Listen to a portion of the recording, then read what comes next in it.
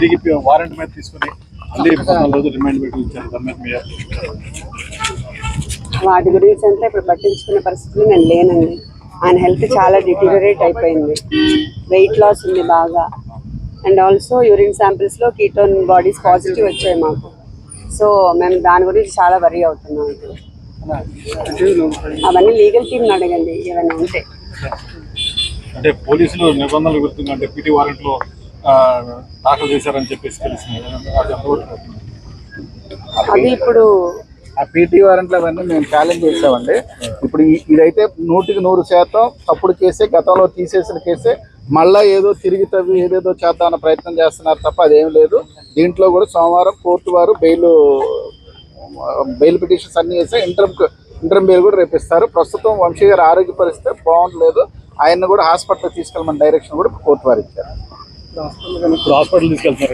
తీసుకెళ్తారు.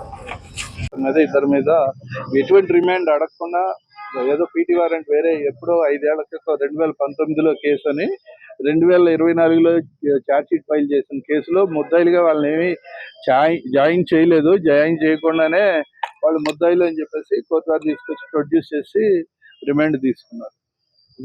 It is అసలు చట్ట ప్రకారం ఫాలో అవ్వాల్సిన ఒక్క ప్రొవిజన్ ఫాలో అవ్వట్లేదు. లేటెస్ట్ గా విహాన్ అని సుప్రీంకోర్టులో ముద్దాయికి అతని మీద ఉన్న నేరాలు ఏంటో తెలియజేయకుండా ఏదైనా జైలు ఇస్తే అసలు రిమాండ్ కానీ రిమాండ్ రిపోర్ట్ కానీ ఇలాంటి అతను జైలుకి పంపిన కేసులో కూడా అవన్నీ కొట్టేశారు. మొన్న 7/2/2025 సుప్రీంకోర్టు వారు అలాంటి జడ్జిమెంట్లు ఉన్నా కూడా వాటిని అన్ని పట్టించుకోకుండా మోనోపోలీ హై హ్యాండెడ్ గా స్టేట్ లో ఒక్కటే పోలీసు లాగా చేస్తున్నారు.